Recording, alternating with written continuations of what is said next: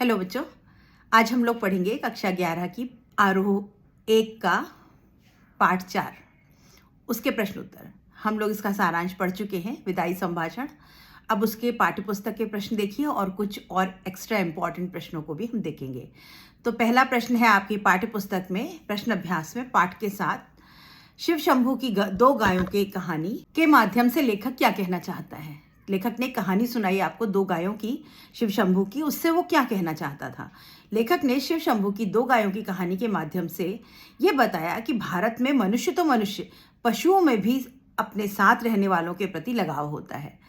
वे स्वयं को दुख पहुंचाने वाले व्यक्तियों को बिछोड़ने पर दुखी होते हैं। मतलब मनुष्य तो यहाँ पर एक दूसरे के प्रति इतना सद्भाव रखते ही हैं, साथ ही हमारे यहाँ के पशु जानवर भी एक दूसरे के प्रति प्रेम, करुणा और सद्भावना रखते हैं। वो दुखी हो जाते हैं। यहाँ भावनाएं प्रधान होती हैं। हमारे देश में हमारे यहाँ भावनाएं प्रधान हैं। शिव शंभू को मारने वाली गाय के जाने पर दुर्बल गाय ने चारा नहीं खाया। यहाँ बिछुड़ते समय वैर भाव को भुला दिया जाता है। विदाई का समय करुणा उत्पन्न करने वाला होता है। अगर किसी का भी विदाई का समय है तो हमारे आंखों में आंसू आ जाते हैं, हमें दुख होता है। भले हमारा उससे कभी पहले मनमुटाव रहा हो, लेकिन विदाई के क्षणों में हमेशा हमारे हृदय में प्रेम उमड़ आता है। तो हम तो ऐसे लोग हैं कि मनुष्य तो मनुष्य, हमारे यहाँ तो जानवरों के मन में भी उद्गार होते हैं, प्रेम होता है, करुणा होती है। इसलिए उसने ये उदाहरण दिया। और बाकी वो कैसे थे, वो लोग कैसे थे, वो बिछुड़ने का तो छोड़ो, जब आप हमारे देश में रह रहे हो, हमारा खा रहे हो, हमारा सामान नोच रहे हो, फिर भी हमारे ही ऊपर अत्याचार कर रहे हो। प्रश्न 2 देखें। 8 करोड़ प्रजा के गिड़गिड़ाकर विच्छेद न करने की प्रार्थना पर आपने जरा भी ध्यान नहीं दिया। यहाँ किसी ऐतिहासिक घटना की ओर संकेत किया गया है। यहाँ किस ऐतिहासिक घटना की ओर संकेत किया गया है? अभी लेखक कहते हैं 8 करोड़ जनता, उसने आपसे हाथ जोड़कर गिड़गिड़ाकर प्रार्थना करी थी कि कृपया ये विभाजन ना करें, लेकिन आपने सुना था क्या? आपने जरा भी कान नहीं दिया था, जरा भी ध्यान नहीं दिया था। यहाँ पर कौन सी घटना की बात की गई? लेखक ने बंगाल के विभाजन की ऐतिहासिक घटना की ओर संकेत किया है। लॉर्ड कर्जन 2 बार भारत के वायसराय बने। उन्होंने भारत में ब्रिटिश राज की मजबूती के लिए कार्य किया। भारत में राष्ट्रवादी भावनाओं को कुचलने के लिए अपने बंगाल का विभाजन कर दिया। राष्ट्रवादी, हम एक राष्ट्र हैं, हमारी इस भारतीयों की इस भावना को कुचलने के लिए, दमन करने के लिए उन्हें हमारे बंगाल को विभाजित कर दिया था। करोड़ों लोगों ने उनसे यह विभाजन रद्द करने के लिए प्रार्थना की। बहुतों ने प्रार्थना करी थी, परंतु उन्होंने किसी की नहीं सुनी। वे नादिर शाह से भी आगे निकल गए। नादिर शाह ने जो दिल्ली में कत्लेआम करवाया था, वो उससे भी आगे निकल गए। नादिर शाह ने कम से कम प्रार्थना होने पर रोक तो दिया था, आपने तो रोका भी नहीं, आपने तो विभाजन कर ही डाला। कर्जन को इस्तीफा क्यों देना पड़ा? अभी कहानी में जो आपने देखा है कि कर्जन द्वारा इस्तीफा देने के कुछ कारण थे। क्या कारण थे? पहला कारण क्या था? कर्जन ने बंगाल विभाजन लागू किया। इसके विरोध में सारा देश खड़ा हो गया। कर्जन द्वारा राष्ट्रीय ताकतों को खत्म करने का प्रयास विफल हो गया। उल्टे ब्रिटिश शासन की जड़ें हिल गईं। जब उन्होंने किया तो ये क्यों था बंगाल विभाजन, कि ब्रिटिश सरकार की जड़ें मजबूत हो जाए, लेकिन जनता विरोध में आ गई और सरकार की जड़ें जो थी वो हिल गई। वही कारण था कि हमारे अंदर राष्ट्रवाद की भावना और मजबूत हो गई कि अच्छा, अब तो हम तुम्हें हटा के दम ले गए यहाँ से। और दूसरा कारण क्या था कि वो अपने मन का कोई फौजी अफसर को नियुक्त करवाना चाहते थे इच्छित पद पर। उसकी सिफारिश को की, लेकिन वो नहीं माने, सरकार नहीं मानी, ब्रिटिश सरकार। उसने इस्तीफे की धमकी से काम करवाना चाहा कि मैं इस्तीफा दे दूंगा, तो उन्होंने कहा दे दो, परंतु ब्रिटिश सरकार ने उसका इस्तीफा ही मंजूर कर लिया। उन्होंने कहा ठीक है, जाओ, तुम्हारी जरूरत नहीं है। तो ये 2 कारण थे उनकी इस्तीफे के। प्रश्न 4, विचारिए तो, क्या शान आपकी इस देश में थी और अब क्या हो गई? कितने ऊंचे होकर आप कितने नीचे गिरे? आशय स्पष्ट करिए। अब यहाँ लेखक यहाँ व्यंग में कह रहा है कि जरा सोचिए तो, क्या शान थी आपकी इस देश में और अब क्या हो गई, और कितने ऊंचे होकर के आप कितने नीचे गिर गए। यहाँ इस कथन के द्वारा लॉर्ड कर्जन को संबोधित करते हुए कहा गया, उस समय जबकि काउंसिल में मनपसंद सदस्यों की नियुक्ति करवाने के मुद्दे पर लॉर्ड का अपमानित होना पड़ा था। लेखक याद दिला रहे हैं कि आपको भारत में बादशाह के बराबर सोने की कुर्सी मिली थी, आपको सबसे ऊंचा ओहदा मिला था, आपकी सवारी सबसे ऊंची निकलती थी। और कैसी विडंबना, आज आप ना तो इंग्लैंड में मान पा सके और ना भारत में उस पद पर रह सके। कहने का तात्पर्य यह है कि जिनका हुक्म बजाने के लिए आप भारतीय जनता का शोषण करते रहे, आज उन्होंने ही आपको ठुकरा दिया। ब्रिटिश सरकार के लिए उन्होंने हमारा शोषण किया, तो जनता तो छोड़ो, भारतीय जनता तो छोड़ो, ब्रिटिश सरकार ने ही आपको ठुकरा दिया, लात मार के निकाल दिया आपको। हम हिंदुस्तानी तो फिर भी आपके जाने पर थोड़ा सा दुख अफसोस जाहिर कर रहे हैं। आपका मान सम्मान सब मिट्टी में मिल गया। लेखक चाहता है कि कर्जन सोच कर देखे, अकारण हमारे हितों को कुचलकर हमारे देश को काटकर आज उसे क्या हासिल मिला। वो कह रहे हैं आपने बेमतलब हमारे देश को कुचला, हमें काटा, हमें तकलीफ दी, क्या मिला आपको? कुछ नहीं मिला। आपके अपने देश में भी आपका सम्मान जो है वो मिट्टी में मिल गया। बच्चों, कहानी आपको अगर समझ में आ गई है तो अपने शब्दों में, साधारण सरल शब्दों में, बोलचाल की भाषा में अपने इस प्रश्नों के उत्तर लिखिए। पॉइंट बना करके अपनी बात को लिखिए। आपके और यहाँ के निवासियों के बीच कोई तीसरी शक्ति और भी है? यहाँ तीसरी शक्ति किसे कहा गया? निवासी यानी भारतीय, आप यानी का लॉर्ड कर्जन, इनके बीच में एक और शक्ति है। वो कौन सी थी? ब्रिटेन की महारानी। तो यहाँ तीसरी शक्ति से अभिप्राय ब्रिटिश शासकों से है। इंग्लैंड में रानी विक्टोरिया का राज था, उन्हीं के आदेशों का पालन वायसराय करता था। वह ब्रिटिश हितों की रक्षा करता था। कर्जन की नियुक्ति भी उन्हीं देशों को पूर्ति के लिए की गई थी। जब ब्रिटिश सरकार को लगा कि कर्जन ब्रिटिश शासकों के हित नहीं बचा पा रहा, तो उन्होंने उसे हटा दिया। उस पर कर्जन को भारत छोड़ने की आशा नहीं थी। तो जब ब्रिटिश सरकार को लगा कि ये अब हमारे किसी काम का नहीं है लॉर्ड कर्जन, तो उन्होंने उसको वहां से निकाल दिया। और कर्जन को बिल्कुल भी उम्मीद नहीं थी कि उसको भारत कभी छोड़ना भी पड़ेगा। उसको तो लग रहा था मैं तो यहाँ आराम से शासन करूंगा और बिल्कुल ऊंची पदवी बैठ के राजा महाराजा की तरह जिंदगी बिता दूंगा। लेकिन ऐसा नहीं हुआ। एक तीसरी शक्ति और भी थी, वो थी ब्रिटेन की महारानी, जिसने कि उनको निकाल बाहर किया। पाठ के आसपास। पाठ का यह अंश शिव शंभू के चिट्ठे से लिया गया है। शिव शंभू नाम की चर्चा पाठ में भी हुई है। बाल मुकुंद गुप्त ने इस नाम का उपयोग क्यों किया होगा? तो ये शिव शंभू का जो चर्चा करी गई, जो कहानी सुनाई, तो ये क्यों किया उन्होंने? ऐसा नाम इनका क्यों लिया?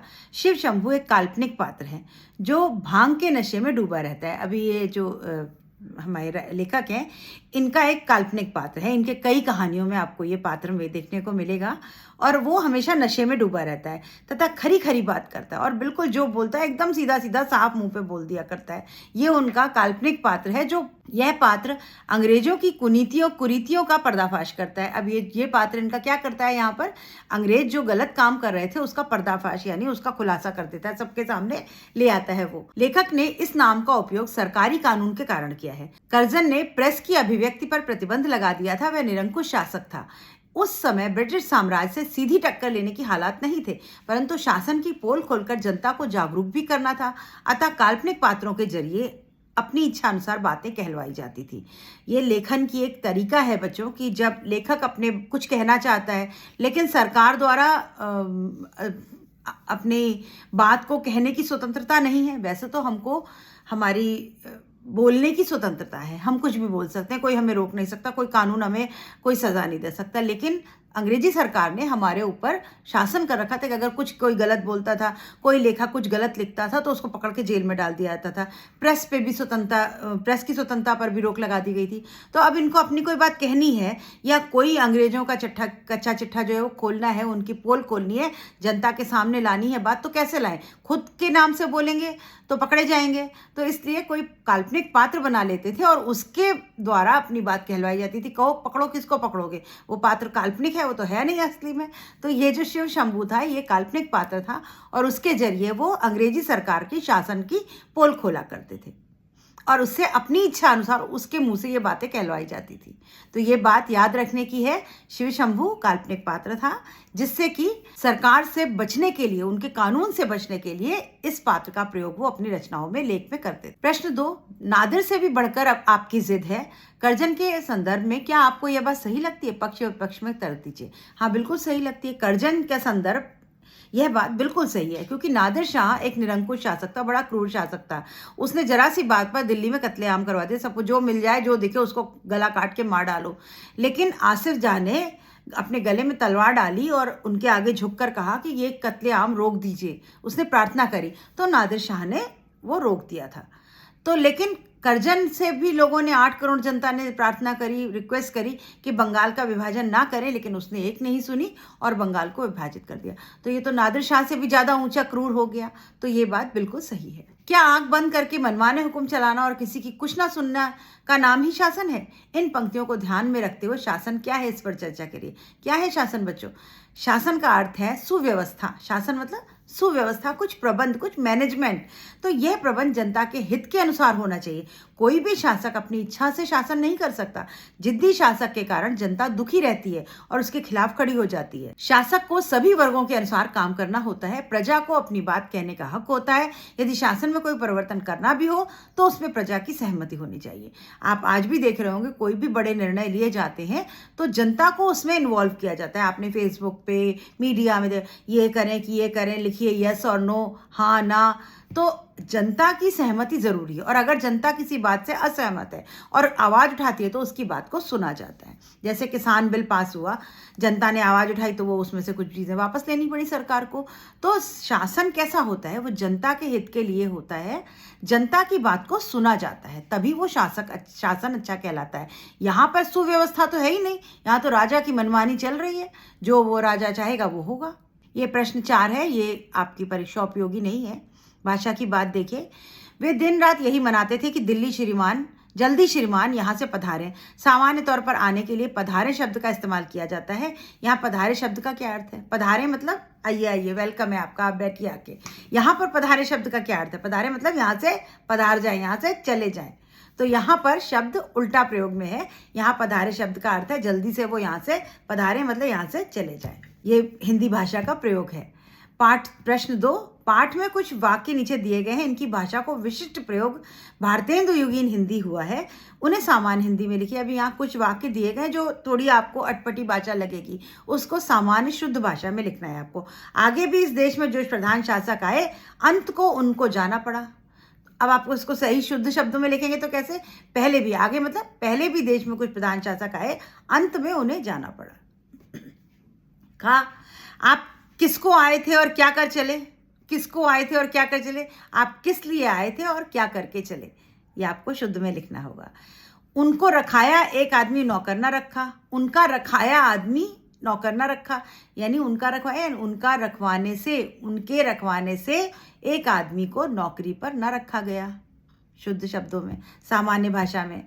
घा है, पर आशीर्वाद करता हूं कि तू फिर उठे और अपने प्राचीन गौरव और यश को फिर से लाभ करे। इसको शुद्ध शब्दों में कैसे? पर आशीर्वाद देता हूं, करता हूं नहीं, आशीर्वाद देता हूं कि तू फिर उठे और अपने प्राचीन गौरव और यश को फिर से प्राप्त करे। तो शुद्ध शब्दों में लिखना है। तो बहुत आसान है बच्चों। अब यहाँ कुछ और इम्पॉर्टेंट एक्स्ट्रा प्रश्न है, बात वही है, केवल भाषा को घुमाकर आपको इसका आंसर देना है। प्रश्न देखिए, लॉर्ड कर्जन की किन नीतियों से भारत परेशान था? वो ऐसा क्या क्या करते थे जो भारत परेशान था? लॉर्ड कर्जन निरंकुश सत्ता के पक्षधर थे। वो अपनी सत्ता पर और कोई प्रेशर या कोई अंकुश नहीं चाहते थे। वे सुधारों के नाम पे विभिन्न आयोगों का गठन करते और हर तरह से अंग्रेज अधिकारियों का वर्चस्व चाहते थे। वो काम तो करते थे, लेकिन किसके लिए करते थे? अंग्रेजी शासन का। अपना वर्चस्व, अपना बोलबाला चाहते थे। जनता की भलाई के लिए उन्होंने कभी एक भी काम नहीं किया। वे बड़े ही जिद्दी स्वभाव के थे। उनकी क्रूरता की पराकाष्ठा थी। क्रूरता, इतने क्रूर थे कि बंगाल का विभाजन, जिसे करोड़ों जनता की प्रार्थना के बाद भी उन्होंने अड़ियल स्वभाव के बारे उसके वजह से उन्होंने बंगाल का विभाजन कर दिया। और इन्हीं नीतियों के कारण भारत के लोग लॉर्ड कर्जन को नापसंद करते हैं। पॉइंट बनाकर के आप इसमें 3-4 पॉइंट लिख सकते हैं। प्रश्न 2, इस्तीफे का ऐलान लॉर्ड कर्जन के गले की हड्डी बन गया। पाठ के आधार पर कथन की पुष्टि कीजिए। ये कथन इस पाठ में आया है। गले की हड्डी बनना मुहावरा है, यानी ना तो हड्डी ऊपर वापस आती है और ना अंदर पेट में जाती है, वो यहीं अटक जाती है। ना उगला जाए ना निगला जाए वाला हाल हो गया। लॉर्ड कर्जन का प्रथम कार्यकाल 1899 से 1904 तक था। उसे ब्रिटेन ने अपने पक्ष में अच्छा मानकर उन्हें फिर से एक बार वायसराय का मौका दिया। इससे कर्जन के मन में अहंकार और निरंकुशता और भी बढ़ गई।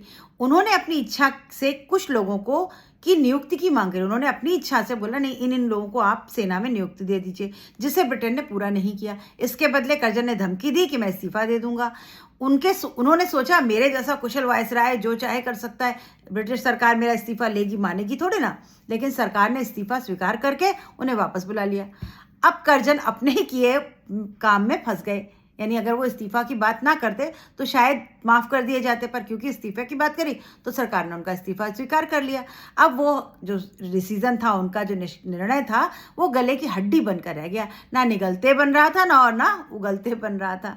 बाद में पछताते हुए लौट जाने के सिवाय उनके पास और कोई दूसरा रास्ता नहीं बचा। प्रश्न 3, यहाँ पर लेखक ने कर्जन के बारे में समझाने के लिए किन लोक प्रचलित लघु कथाओं और गीतों का उदाहरण दिया। अब यहाँ 1, 2, 3 करके आप नाम दे सकते हैं। वैसे इतना इम्पोर्टेंट नहीं है पर फिर भी आ सकता है। शिव शंभू की 2 गायों बैल की कहानी, ये उन्होंने बताया। उसके बाद उन्होंने लोकगीत के राजकुमार सुल्तान नरवरगढ़ के सुल्तान की का उदाहरण दिया उन्होंने। इन दोनों का उदाहरण देकर के उन्होंने कर्जन को समझाने की कोशिश करी कि देखो वो भी यहाँ थे, हमारे यहाँ तो जानवर भी करुणा रखते हैं, और नरवरगढ़ का राजकुमार जो था उसको हिंदुस्तान ने पनाह दी, तो वो यहाँ से जाने के बाद उसने भी कृतज्ञता दिखाई। तुम तो इतने कृतज्ञ निकले कि तुम यहाँ से जाते समय एक बार भारत का भला नहीं सोच पाओगे, तुम ये नहीं कह पाओगे कि तुम जैसे थे वैसे हो जाओ। ये दो उन्होंने उदाहरण यहाँ पर दिए। अगर क्रूरता की बात करें तो आपको वही नादिर शाह और जार का उदाहरण देना पड़ेगा। कर्जन की तुलना किन तानाशाहों से की गई? अभी यहाँ आपको तानाशाह किसको बताना है, कैसर और जार और नादिर शाह, ये 3 उदाहरण आपको देने पड़ेंगे जो कि यहाँ के बहुत क्रूर शासक थे, लेकिन फिर भी उन्होंने तानाशाही में लोगों की प्रार्थना को सुना। लेकिन लॉर्ड कर्जन तो ऐसा तानाशाह था जिसने करोड़ों की भी प्रार्थना को ठुकरा करके बंगाल पर आरी चला दी और बंगाल के टुकड़े कर दिए। अतः लेखक उसे संसार का क्रूरतम तानाशाह मानता है। लेखक कहता है तुम तो इन सब से भी गए गुजरे हो, इनसे भी ज़्यादा क्रूर हो। तो बच्चों यहाँ पर आपकी पाठ्य पुस्तक के सभी प्रश्न और 3-4 और जो इम्पोर्टेंट प्रश्न बनते हैं उनको हमने यहाँ डिस्कस किया। उम्मीद करती हूँ आपको सब समझ में आ गया होगा। अगर कहीं समझ में नहीं आ रहा तो 1-2 बार रिवीजन करके रिवाइंड करके आप वीडियो को फिर से देख सकते हैं। पूरा वीडियो देखिए, लाइक शेयर सब्सक्राइब करिए और बच्चों अपनी पढ़ाई करते रहिए और मुझे कमेंट करिए कि आपको सब समझ में आ रहा है कि नहीं, या आप कुछ और चाहते हैं तो मैं अपने और वीडियो बनाऊंगी आपके लिए। All the best, good bye.